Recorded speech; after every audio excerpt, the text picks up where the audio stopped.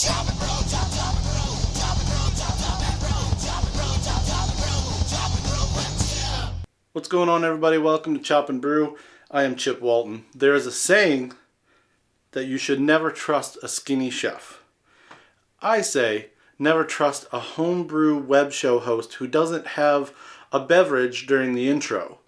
It's not actually true. I think you could totally do an intro without a beverage. But the case I'm making here is that I'm putting my dry January on hiatus for just a bit to tell you the story of this really interesting fermentation I made recently.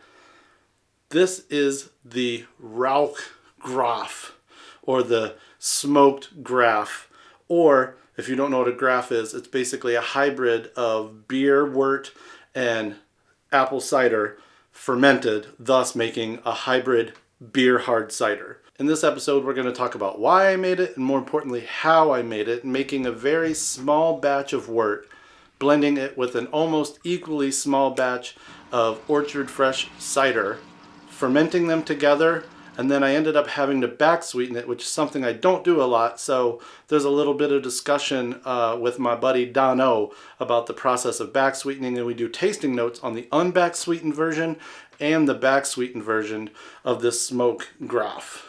I am very excited about the way that it turned out. It's a beautiful color, it's a beautiful flavor, and it's just a really cool thing that worked out.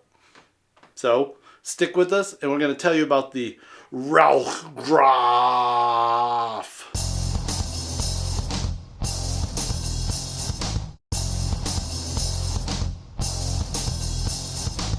This episode of Chop and Brew is brought to you with ongoing support from BSG Handcraft. My smoked Graf was made using all Weyermann malts and German Ariana hops, imported to the US by way of BSG.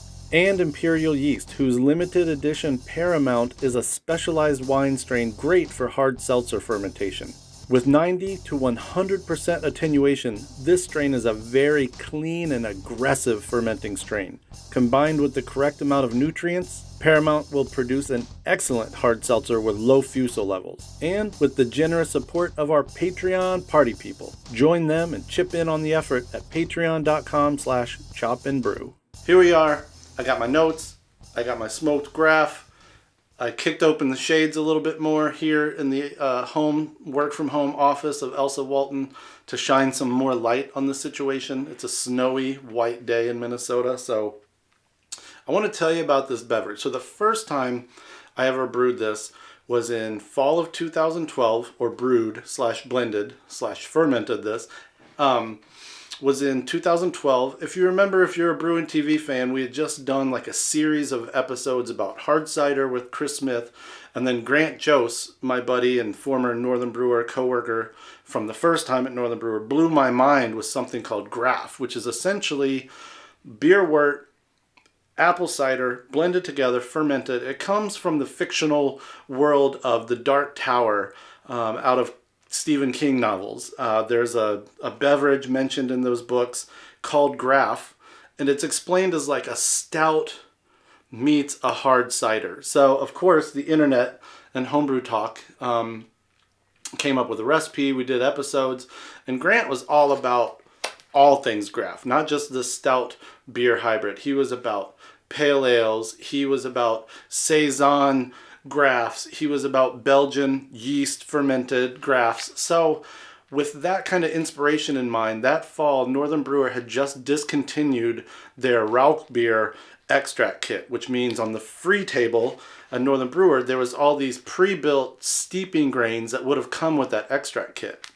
Those steeping grains would have been, I believe, 1.5 pounds of Weyermann smoked malt and 0.5 pound of Weyermann Care Munich 4. So I grabbed like 3 or 4 of those off the table, brought them home on a lark, mashed them at probably what I'm thinking now was like mid 150s, blended that with the cider, fermented it, and it turned out awesome. Elsa and I were just like, this might be the coolest thing that's ever come out of the home brewery. It tastes like smoked country ham glazed with like a apple cider glaze. It was so cool. Smoked apples.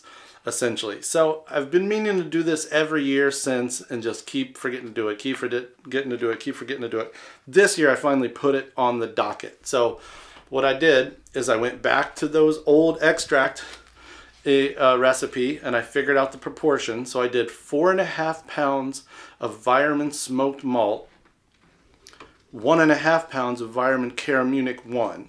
I mashed those, brew in a bag style on my stovetop, let them hang out for an hour, and then I drained them the way I always do over in the sink, and I got, about 2.5 gallons of wort. One thing to note, however, I have this really thin-walled Italian kettle when I do my brew in a bag on the stovetop, and it is really hard to hold the mash temp, especially during a Minnesota winter. So whereas I started at 152, it ended at like 146, 147, and that would come up again later in the process, which I will tell you about. But so I took the 2.5 gallons of wort that I ended up with.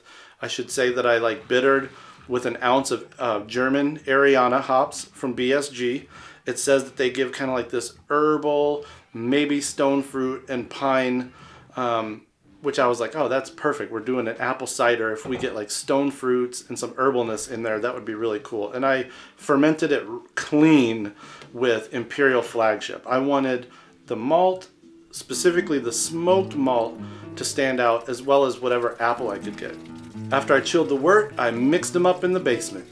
I should mention a couple of notes about the cider that I had. I believe you could do this with any store-bought cider as long as it doesn't have preservatives in it, but this cider was from our Minnesota Homebrewers Association. We do a bulk club buy every fall, so this was from that, and it was 3 gallons of a variety of Cortland, Harrelson, and Sweet Tango. So I got 10 gallons total, and I was like, oh, I'm gonna divvy this up. So I did 2 3-gallon batches of just straight cider, one fermented with Imperial Bubbles, one with fermented with Imperial Juice, which I really like.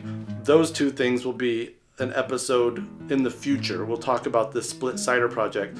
But the other 3 gallons from the project became the hard cider portion of this smoked Graf.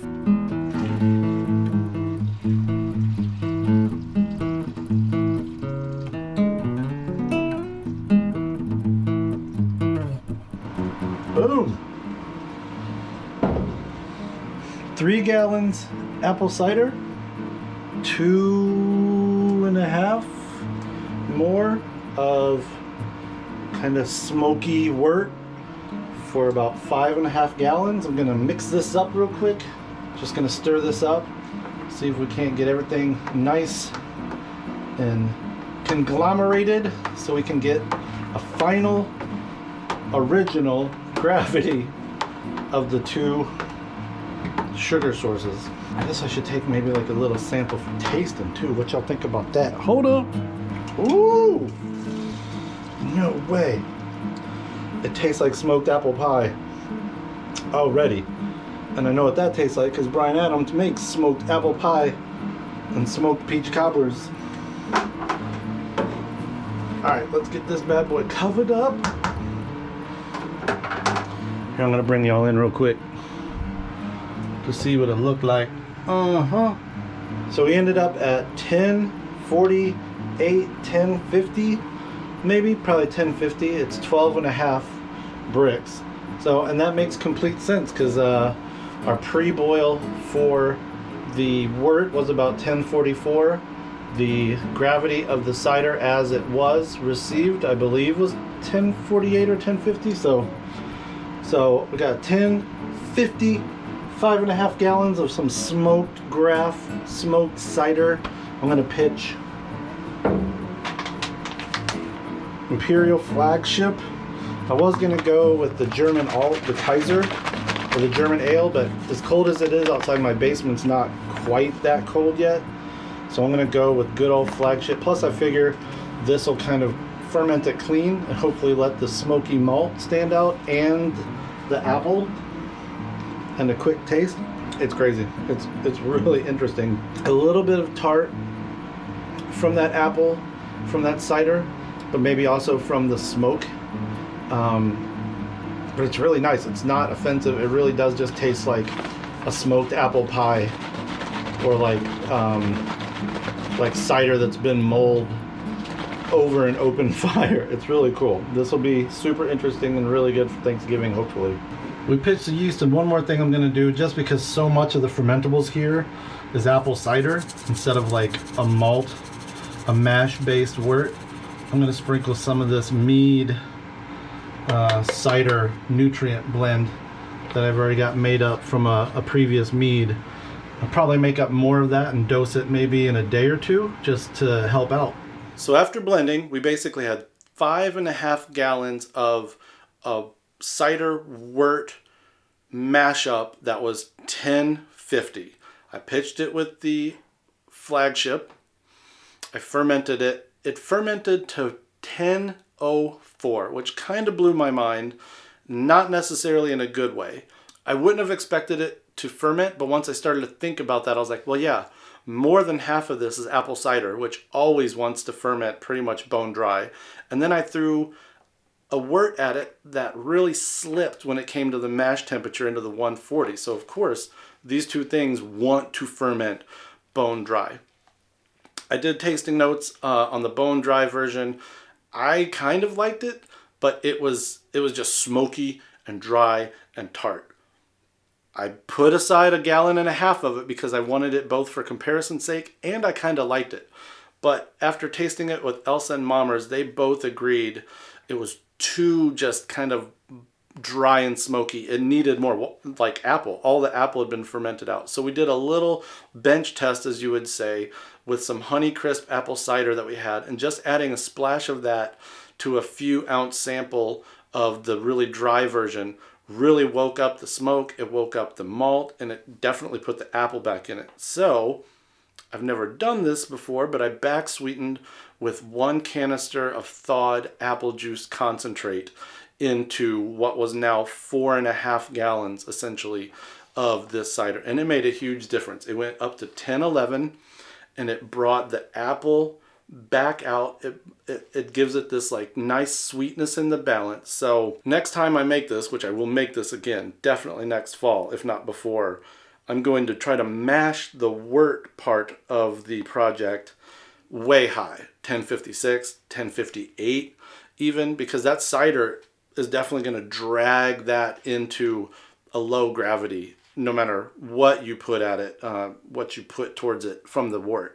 Real quick before I get to the Zoom tasting notes with me and Dono kind of talking about the unsweetened versus the back sweetened version, I want to relay some other tasting notes. So this was blended up on November 7th. A week later at 1050. A week later it was 1008. So it dropped quick. And then it took another 2 weeks to get to 1004. On December 1st, when it was at 1004, I noted that it was very woody, campfire smoke, not ashy or scorched. Flavor is very smoky. Apple is hidden, some grape and apple tartness, not much malt sweetness, although the color is noticeable, more noticeable from the straight cider. So if you see this color, check this out, and then check out these photos where I have a sample of this all the way to the right, and then the straight sample ciders on the left. So as you can tell, that Care Munich 1 gives it a nice ambery, almost kind of orange, light brown. I don't know if I'd call that tan, but it adds to the experience and just makes it a little bit more oomph than just cider. Here in January, when Mommers and Elsa had it, the non-back sweetened, which I would still advocate for making if this is what I'm about to say, if that's what you like out of a beverage, go for it and don't back sweeten. But very smoky. Elsa called it a smoked pork chop. Tastes like smoked pork chop. Mommer said it's fruity, pear, apricot. Elsa said tart apple candies without the sweetness. Not like champagne dry. White wine, but finishes before being bone dry. Almost watery sour beer, which is kind of what I think. It's almost like if someone tried to make a session sour beer but didn't give it like enough foundation or backbone. A big serving would be palate fatiguing, versus the sweetened version at 1011, more appley, but not that much sweeter, which I find very interesting. And that's kind of what I wanted to go for. The stripped down version was just like not very appley. So we need that apple. Someone actually noted it kind of tasted maple syrupy, still surprisingly tart in the finish, which is awesome. Smoke level is strong but not overpowering, balanced. So let's see what another home brewer, such as Dono, who lives not too far away, but still ended up on a Zoom with me because of current pandemic conditions, to talk about the 1004 versus the 1011 version of this, and a little wrap in about backsweetening.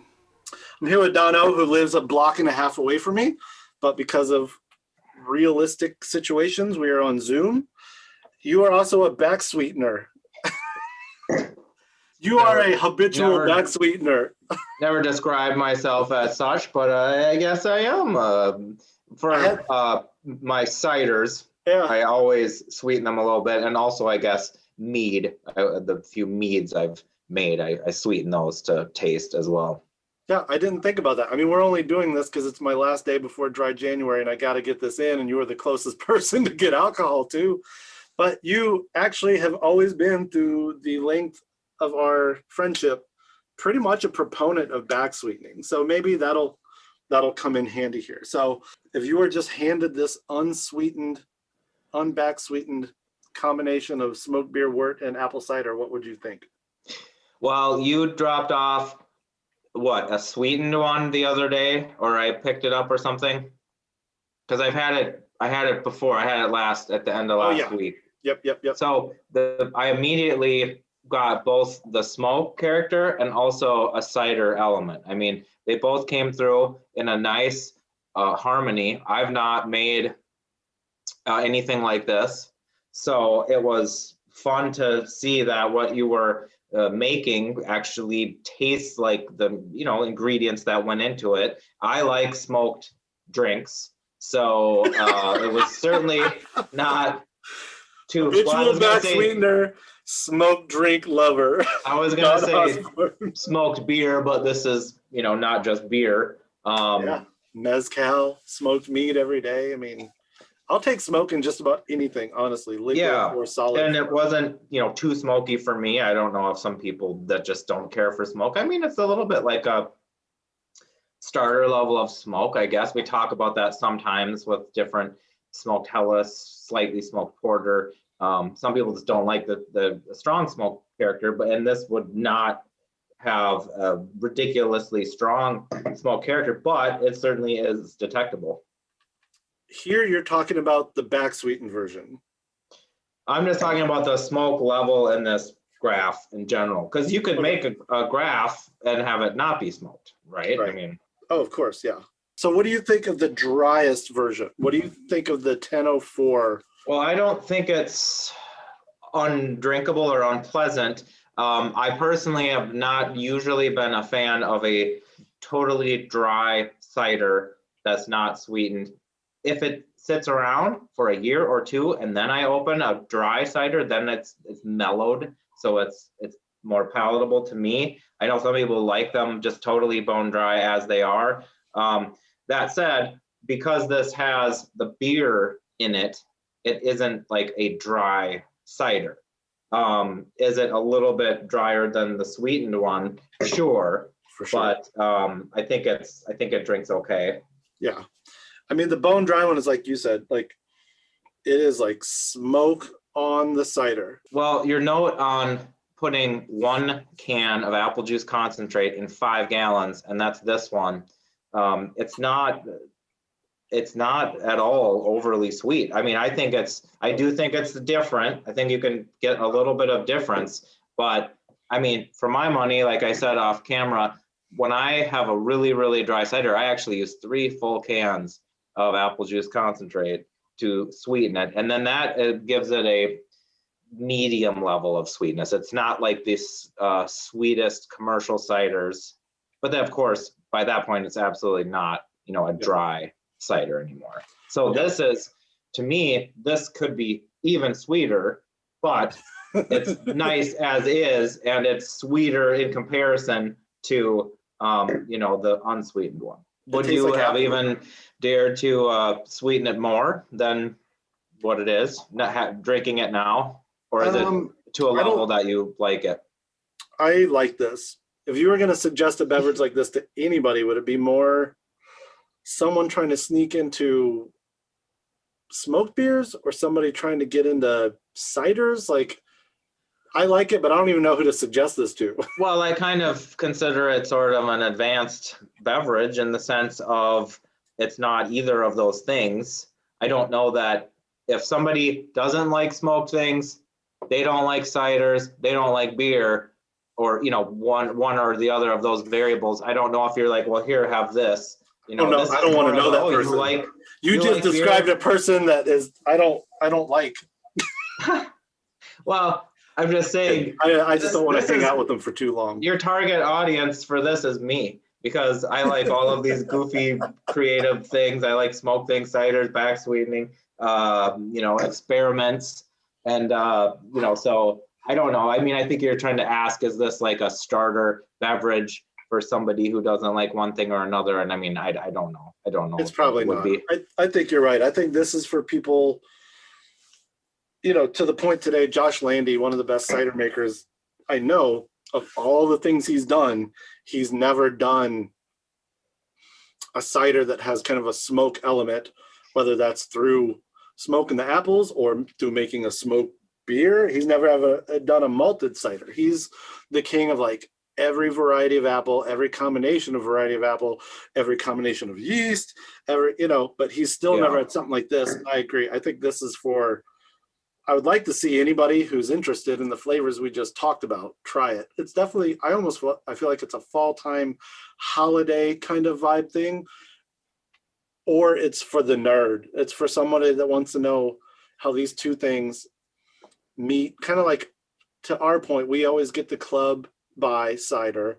Mm-hmm. And it's like, well, I've got X amount of it. What could I do with some of this while I have access to it? And that's what I did. I think it's well done, and congrats to being creative and trying something different and actually getting a nice result. I mean, that's what we love. I mean, that's what I do. Like many of us do it routinely. We're always tweaking one little thing or another, and you hope you get something that is at least enjoyable, and at best, it's quite good and quite interesting. It gives you experience for future batches or other, just gives you more information, more experience to use for the next time you want to do something different. Smoked apples. Now I want to make a cider.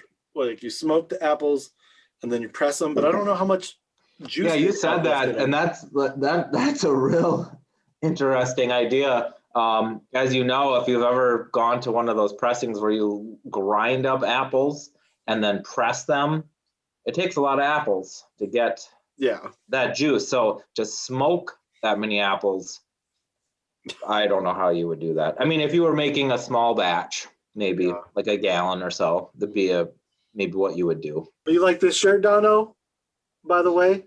Sure. From the Griswolds. Yeah, man. I'm not the hugest Lampoon Christmas like aficionado, but I mean, I've seen it. How dare you? Okay. I don't know. I'm going to end this now then. All right, Dono. Chop for chop. All right. Brew for brew. Guess which one I have left still? The dry smoky one. The unsweetened. But it's we'll get to it. We'll take care. Here, I'm gonna. We'll take care of business. Look at this. But you're blending. This is what you do. This is about what? Probably 10:08, 10:07. This is what you do after a few samples. You start when we have like a few cans left on the table, you start mixing and matching. I really hope y'all enjoyed this episode. I really hope this inspires you to make a Graf, specifically a smoke Graf or a Rauchgraf, but just any kind of Graf. Like, let's go back to some of these weird hybrid-y kind of things that are a lot of fun, especially if you like hard cider and you like beer. I think there's a lot of flavors that play nicely, and I've never made one with like hops that would be above and beyond. I've always used, I think the first time when I made this, I used like Northern Brewer or Sot. So, that apple flavor with some malt and then some hops of a very specific choice and maybe even a yeast could be a cool thing. Either way, I'm going to put this recipe on the website, chopandbrew.com/recipes. I'm just always out to do something fun because God knows everything under the sun has been done. So, and I know that there are like cideries out there that are able to do like beer/cider combos that I believe have done this. So it'd be really cool to drink a pro version one day. But for now, the beauty of homebrewing is I can mash up a smoked beer and a hard cider, and it made a wonderful holiday/winter beverage. Cheers to you. Chop for chop, brew for brew, smoke for smoke, apple for apple. If you want to see the show continue strong, consider supporting us at patreon.com/chopandbrew. Till the next time, till the next wacky concoction, chop for chop, brew for brew.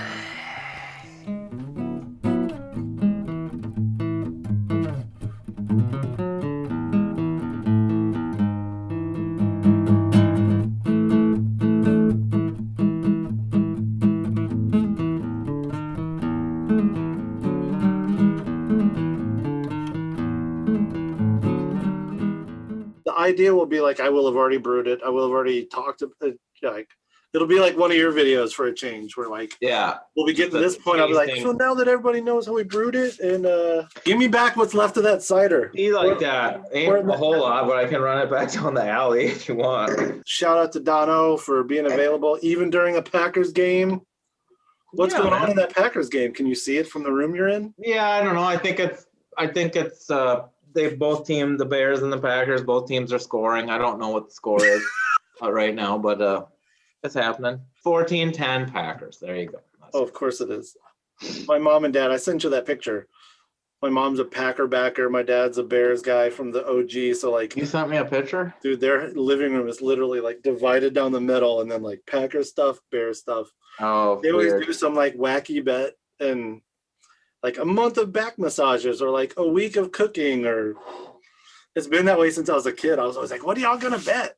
And it happens twice a year, you know, for the most part. So it's always kind of Yeah, I funny. wouldn't want to be the Bears fan in recent years. They've lost more than they've won, I think. It's true. Well, did we do a good finale or whatever? We did a good enough job. We did a Dono. chop brew for brew, Yeah, right? I We mean, wrapped it up. One of those 12 beers of Christmas, I just didn't wrap it up. And then we started the next video, and I was like, in editing, I was like, I'm going to have to voice over a wrap up. oh, right. Yeah, that's what I was wondering if you got your ending that you need. Maybe you can cut that out.